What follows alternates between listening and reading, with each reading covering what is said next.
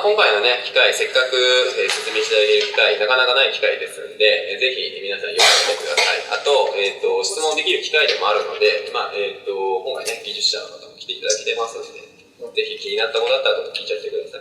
Thì hôm nay là một cái cơ hội cũng rất là ít có của mình ha, thì là hôm nay có cái anh mà phụ trách về mảng kỹ thuật ở bên công ty Autodesk tới đây và cũng sẽ trao đổi với mình một số cái tính năng mới và sẽ hướng dẫn mình thêm một số cái kiến thức mới ha.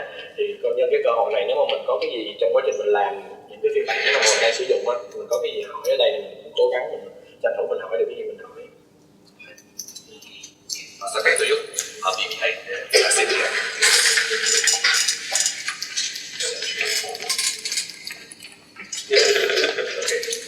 Alright, so hi guys, my name is Siddharth and I'm the Senior Technical Specialist for Autodesk Media Entertainment. So I basically work with Maya, Max, all of the media entertainment. Okay. So today what we do is, I'll start by showing you some of the stuff that's not only new in 2019, but also some of the things that we introduced in 2016 and 17.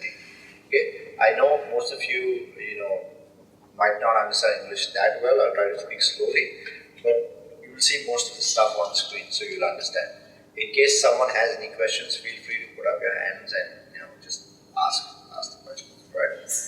So so Maya 2019 came out in August this year, right? We added a bunch of new features. One of the things you might have noticed is the way we update Maya has changed. So 5 years back, we used to very much rely on Maya 2014, Maya 2015, the big yearly releases that we did once every year, which brought new features, which brought speed improvements, everything. Now, since Maya is now a subscription-based software, what happens is every few months we release a Maya update patch, right? Now this update patch will give you new features, will give you speed improvements, and a lot more value for your license, the license cost, right? So the first thing that I want to kind of go over is the Maya viewport itself, right? Now we've done a lot of work to make the Maya viewport really powerful, especially in 2018. There was kind of the finishing of the viewport 2.0 project, where we added a whole new functionality into Maya 2018's viewport 2.0. So right now, if you're coming in from an older version of Maya, the older viewport is now no longer accessible. You still have the option to go into the preferences and turn it on, but viewport 2.0 is now the de facto viewport, right? Now in this viewport 2.0, there's a lot of things that we've done. First of all was being able to show off your texture maps correctly in the viewport, being able to show off the Maya lines correctly in the viewport, and then moving on to more complex stuff like part01 shaders in the viewport itself. So if I just jump in.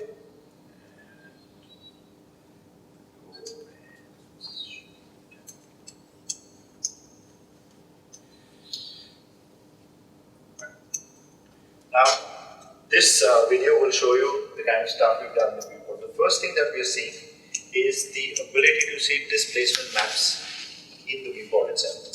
So when you have displacement mapping applied to an object, you now no longer have to render to see the result of the displacement map. You can see the displacement mapping directly inside the viewport. So if you just go in and turn on displacement mapping preview, you can now see displacement maps in the viewport itself, right? And it's really simple. So let me just show this to you.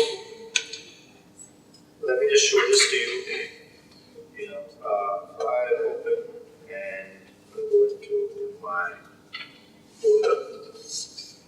Let me just set the project to this one.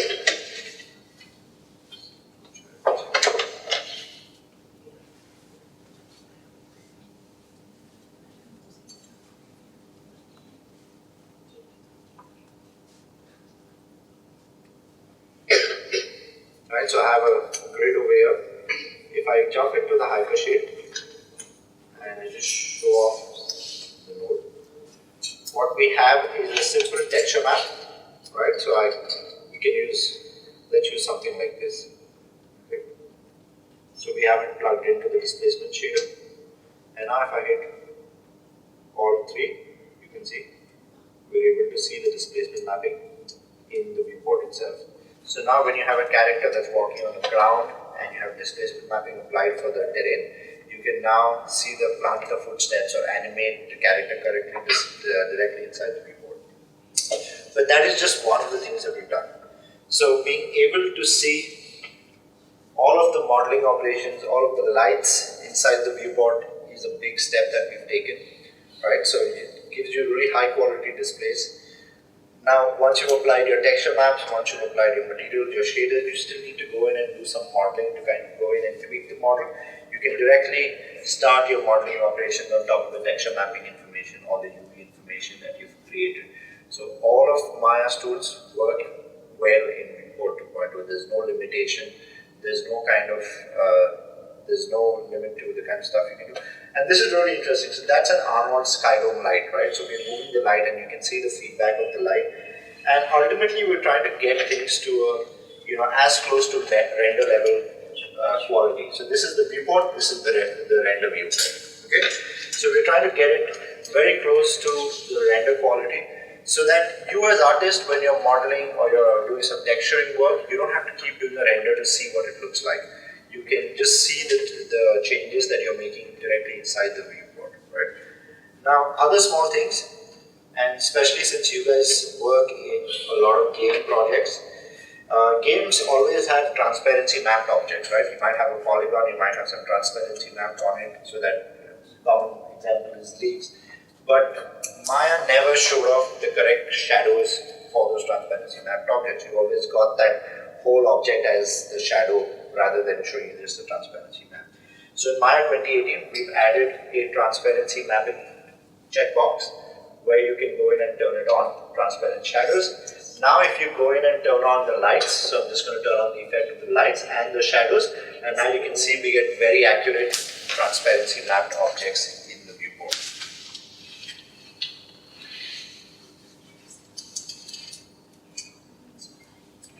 Okay? And this sort of carries on. So let me just go in and show you some more stuff. This should be here. Các bạn phía sau có nghe được không? Không có thì cứ dồn hết lên đây. Mà phía sau có nghe được không?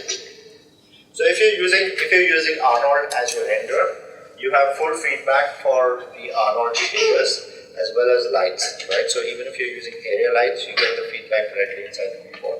Now this video will show you the kind of the quality that we can get with Viewport 2.0 now. Right, so we're moving the lights around and you can see we're getting accurate lighting feedback showing up in the viewport itself. Even reflection maps will now show up inside the viewport. So if you have an HDRI map, with an image-based lighting setup, you can get really nice quality displays in the viewport.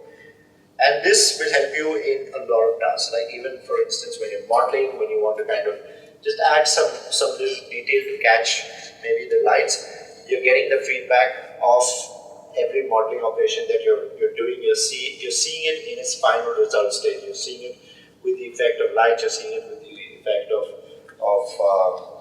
the image-based lighting setups that you've done in your viewport.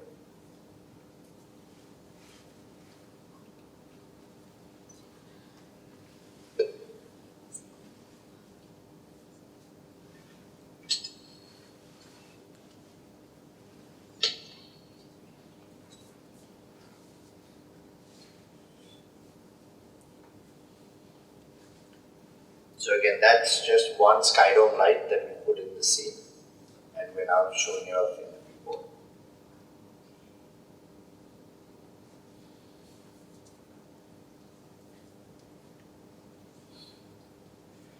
Bump mapping, all of that now shows up, right?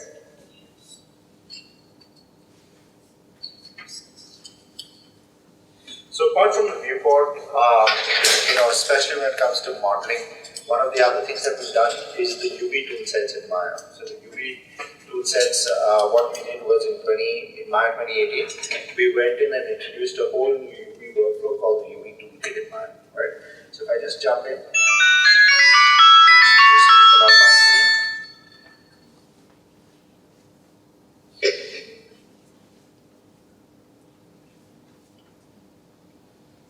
Okay, so now what I'm going to do is very quickly go in and switch my workspace to the UV editing workspace. So this tool, this sort of button menu will help you customize the Maya UI depending on the kind of work that you're doing. So if you're a modeler, right, you can just go into the modeling standard, and now the Maya UI will switch to a modeling layout.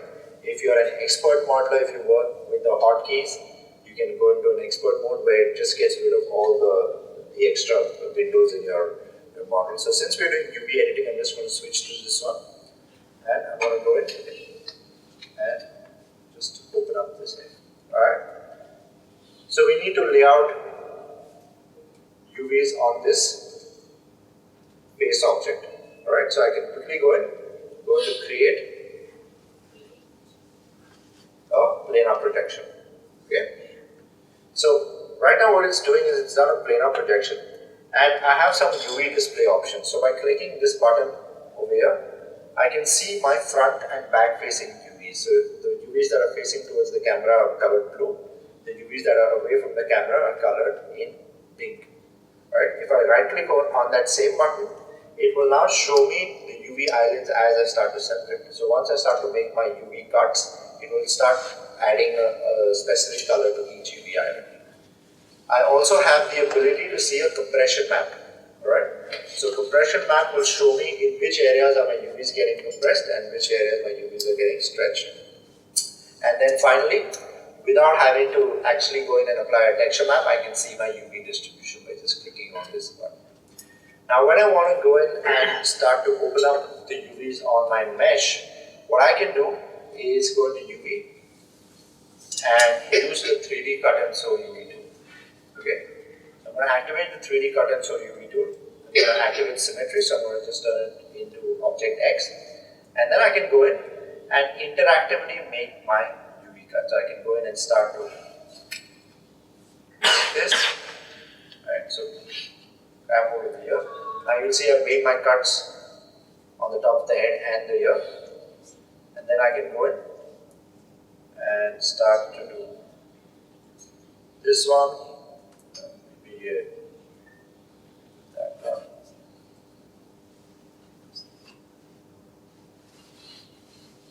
Right, so we've gone ahead and made some cuts on my UV island.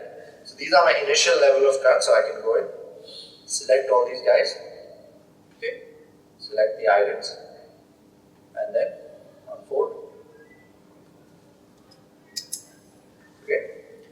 Now I can continue doing this again and again. So I can go into UV, 3D cut and sew UV tool. You just grab hold of the UVs on top of the head. Grab these over there. Get out of the tool. Select this. I can turn off symmetry and I can start manipulating my UVs. Now, one of the things that you constantly do when you're working with UVs is kind of preserve UV space. So I'm going to go into my transform, just flip this, alright, so flip, and then select both these shells, arrange and layout, stack shells. Okay, and now I can just move these to the side. So I can go in and kind of start to rotate this guy, just move towards the center, like so. One of the things that's very common when you guys are working is you tend to kind of mess up the UV distribution. So you tend to do something like that, right? And maybe do something like, okay.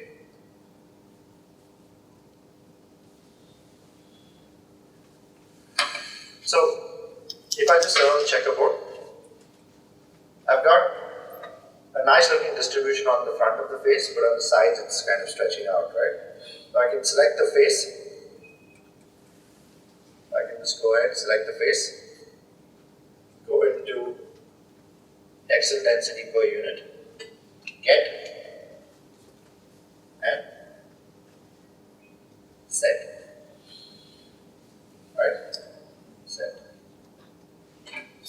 quickly. I've matched the texel density of these two UV islands. Right. So you can see that we've got a nice even distribution of UVs all across the mesh. The other thing that we've also done is we've added all of the the sculpting brushes in the UV toolkit. So now when I want to go in and move my UVs around, right? So if I just go in and increase the radius, I can start to adjust my UV using sculpting brushes, right? I can hold on Alt, or I can hold on Control and also rotate UVs within a certain point, right? Now I can also go in and cut UV. So if I need to make cuts that are kind of just random, I can go in and start to, right? Excuse me? Yep. Yes. Can you do it again? Because it's too small, so I can control it. Tools, Yes. cut, Yeah. grab, pinch, right? So we just cut, Thank you. and now I'm going to stitch it back together. Wow. What's buttons? Yeah? So basically this UV toolkit is an entire kind of library of UV tools that you can use inside Maya. This will help you do your work a lot faster. So it's got a lot of useful tools in the UV toolkit. So for instance, if I go in and look at the transform, I can move a UV island precisely left or right by a certain point value. So if I want very precise control, I can increase this value. So right now it's at 0.1, but if I set it to something like 1 and move it, it will move 1 UV tile. Okay. Set back to 0.1, go back to 1. I can also move the pivot of the UV. So if I go into UV transform and just move the pivot over there, right? So I move the pivot of this guy to there. If I want it back at the center, I can move it there, and now the pivot is back at the center. And if I want it down there, I can move the pivot down there. Right? I can also hit edit pivot and interactively move this to whichever point I want, right? And now I can move this from there. So you've got the whole bunch of sculpting tools, you've got Optimize, you've got Unfold. All of it is kind of just to make your life easier when working with UV maps in Maya, right? And obviously we've added support for UDIM, so you can now work with multi-tile UDIM textures as well very easily in Maya.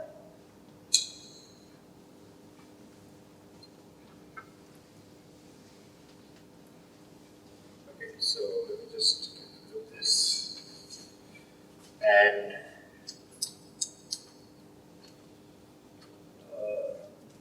let's have a look at some reading stuff. So when you're animating and you have a rig that is set up, right? Just we've spent a lot of time in making animation fast for animators inside of Maya. So we've done a whole host of things. In 2017, we did the parallelization of Maya, which meant that Maya was now able to play back characters when using all the cores in your system. Another small thing that we've done with rigging is the addition of tags. So if you go into rigging, you now have control objects. Okay? What control objects allow you to do is take a control object and say control tag as a controller. Right? So we're setting a tag on that, control tag as a controller, and control tag as a controller. What this allows you to do is I can have my separate parent-child relationship between control objects. So I have a parent-child relationship of the skeleton, I have a separate parent-child relationship of the control objects. So I can set up a kind of a quasi control setup where I can say parent controller and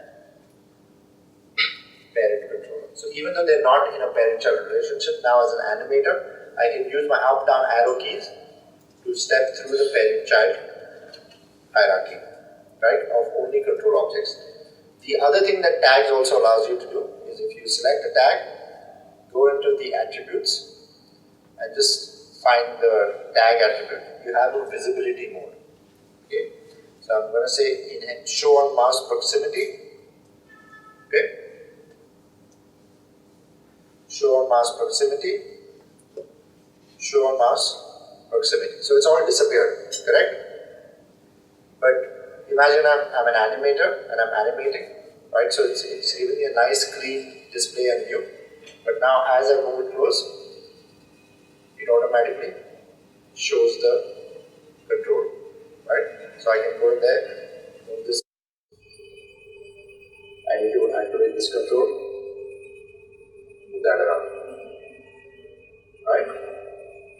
So it just helps to make my life easier, a lot cleaner when I'm animating. Another thing that's also very useful for animation is the quick rig control. So it's an automatic rigging system where you need to quickly rig characters that don't require too much of control and that don't require too much of complexity. What you can do is jump into the content browser and use the base meshes. This is just a model, right? Let's say you're a modeler, you finished your modeling and you now need to pose your character to do a 360 turntable. But you don't want to spend time in kind of going and putting in all the bones and then posing it. You can just select your character, go into the rig, quick rig, one click, auto rig, done. Right?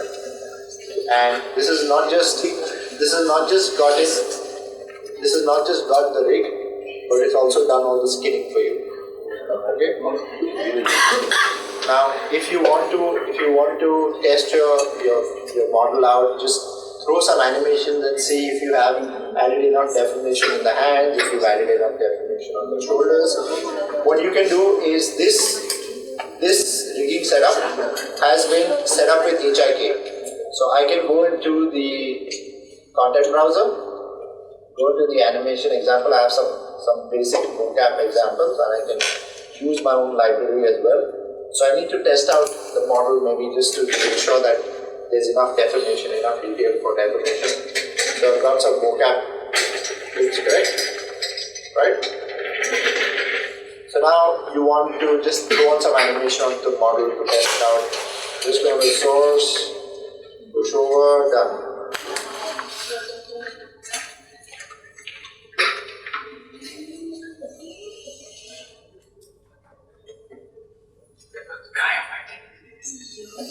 Alright? So if you want more control with the whole rigging process, there are two types of quick rig systems. One is one click and one is step by step. Step by step is where you can control, like I want 5 boards or 6 boards in the spine, 3 boards in the arm, so on and so forth. The other thing we did with animation is time editor. Right? So time editor, especially when you're working with different kinds of animation clips, is a very useful tool to speed up the entire animation process. So I'm just going to switch to the animation layout and open up my scene. So we'll do here.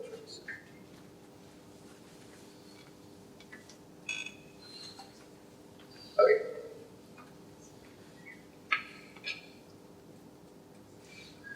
Alright. So the time editor is basically an animation editing interface where you can take a walk cycle, you can take a jump that your character has done, mix and match it and create a completely new animation clip or animation for that character. To bring in an animation into the time editor is super simple, right? All you need to do is go in and take a body part, just set some keys very quickly, do something like that. Just something very, very quickly. Go over there. Just copy this make this kind of big animation. Right? Now what I can do is go into clip or file, add animation from the scene selection. So it's coming as a clip. Now with this clip I can slow it down. Okay. Or I can speed it up. Right? Or I can also loop it. Okay. Now using the time editor, what I can also do is work on different animations in the same Maya file. Right? Previously if I had to do different animation, I had to do it on separate scene files. Now I can do it in the same Maya file. So I can go and say composition, create a new composition. Right? If I go back into comp 1, I have this animation. Comp 2 is totally blank. Okay. Here I'm going to use one of my pre-made animations. So this is the content browser. This has replaced the Maya visor. Alright. The content browser is a more modern version of the visor, and it's also got some really cool controls wherein you can see the preview of your animation file. So if you see that, you can see the preview of the animation file. This is just a simple Maya MB file. Okay. So I can drag and drop this, file close, and so we've got the first clip over there.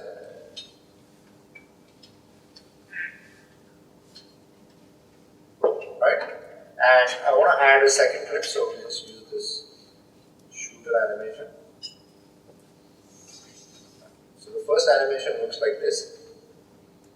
Does this dance. If I just play this back. Again, it plays back really fast because we've sped up the speed at which animation plays back in Maya. I'm just going to set it to max real time, so it's playing at 24 FPS. Okay, so that's the clip. Then he does this action.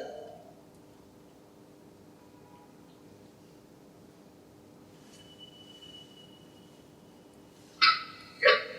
So what I want to do is I want to use just the first part of this animation, so I can take this and split it into half.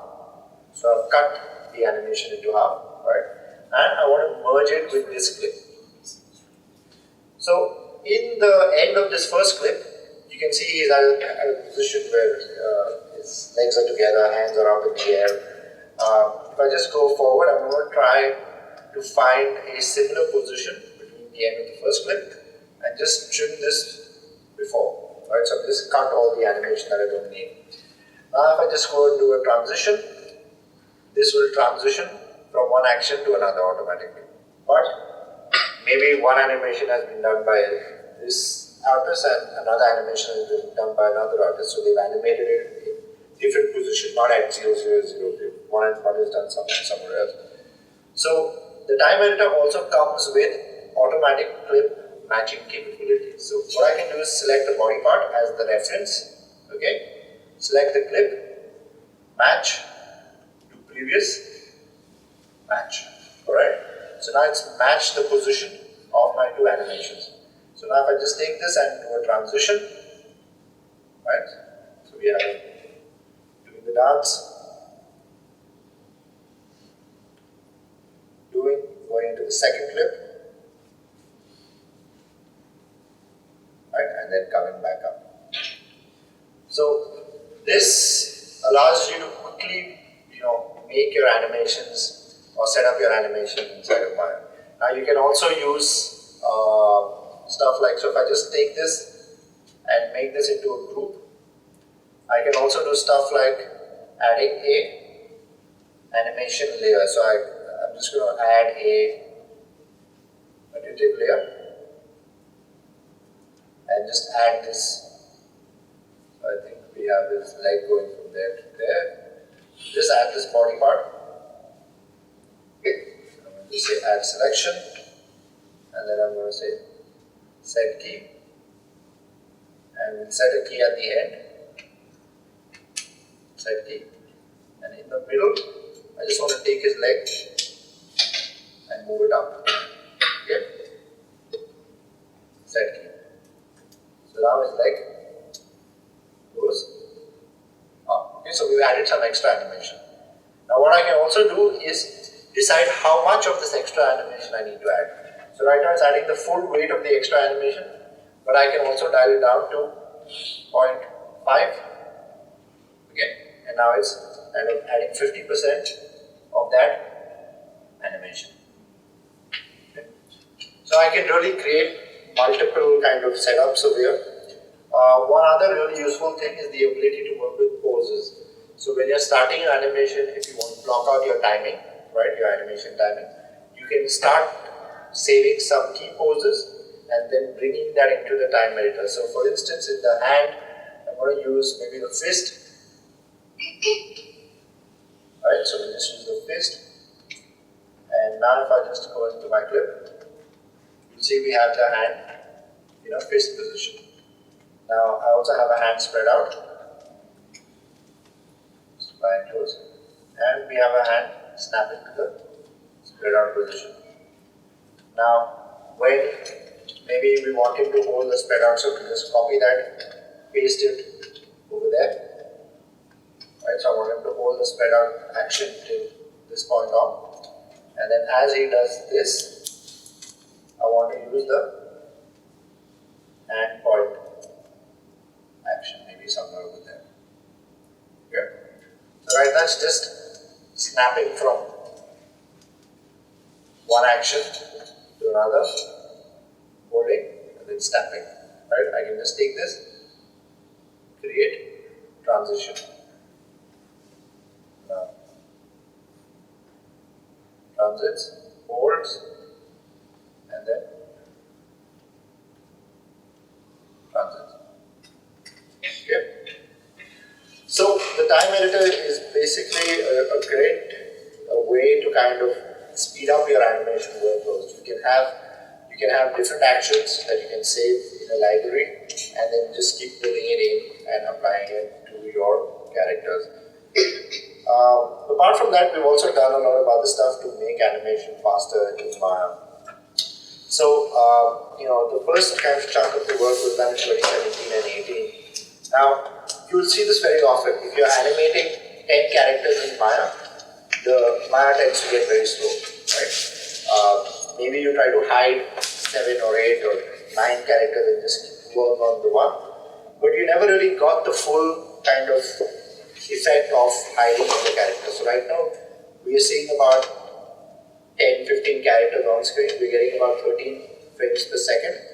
Now if I go in and just do a view isolated, we're getting about 19 frames per second. So with Maya 2017, we're getting 19 frames per second. Right? The same scene, if I run it in Maya 2018 onwards, okay, full scene is slightly faster in 17 FPS, but now when I go into a view isolated, 50 FPS. Alright? So we've kind of fixed the part of Maya that wasn't really calculating when we hit characters, right, from the viewport, and now that's been made a lot faster. So animation in general, when you use Maya 2019, you'll see it's a lot faster. Okay. And then there's other stuff that we've done apart from this. So we've sped up some stuff with the HRK evaluator, so that's kind of a lot faster. Scene file load times. So let me show you this other clip that I have.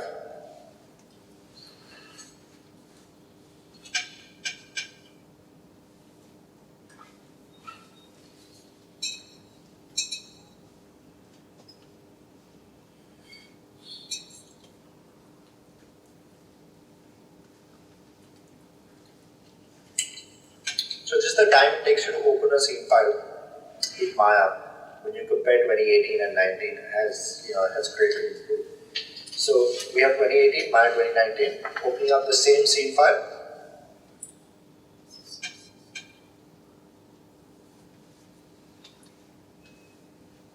Okay, so almost half the time done. And this is dependent on scenes. In some scenes, we managed to reduce the opening time from a few hours to a few minutes, right?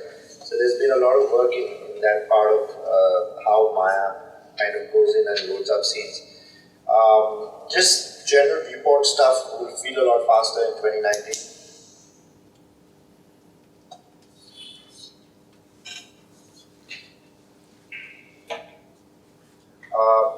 Snapping of objects, also is a lot snappier in 2019. But one of the big things is something called cache playback. Okay? Cache playback is pretty much one of the biggest things we've done with Maya in terms of animation. Okay? How many of you do Play Blast? Play Blast? Animation. Anyone who does animation has to know how to do a Play Blast, correct? Right? This is someone who's worked in Maya 2019. So he says, you don't need to do Play Blast anymore. And that's what the cache playback allows you to do. So basically, the way the cache playback works is it caches the animation and plays it back at real-time speeds. Okay? This is Maya 2016. Oops, sorry. So Maya 2016, 8 FPS. Maya 2018, 8 FPS. Maya 2019, 24 FPS.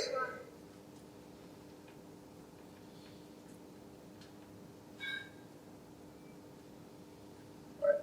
Now, the older way you used to preview an animation was to do a Play Blast, and that's no longer kind of. We're trying to get away from this whole Play Blast system in Maya. We just try to make Maya fast enough so that you can play it back in real time.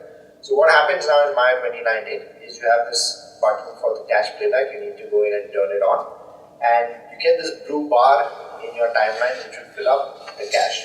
Alright. Now, anytime you go and make a change to your animation, so you set a new key, it does not have to recache the entire animation. It will only recache the particular portion of animation that you're changing. So it's also a very intelligent system. It will allow you to work a lot faster, and this is the cache sort of going in and filling up. Once this blue bar gets filled up, you can then play back your animation and see your animation in real time. So here we're making changes to the keyframes, and you can see we can play back the animation in close to real time speeds. So this whole setup is working in the viewport. It's not kind of, we're not doing any sort of Play Blast anymore in Maya 2019.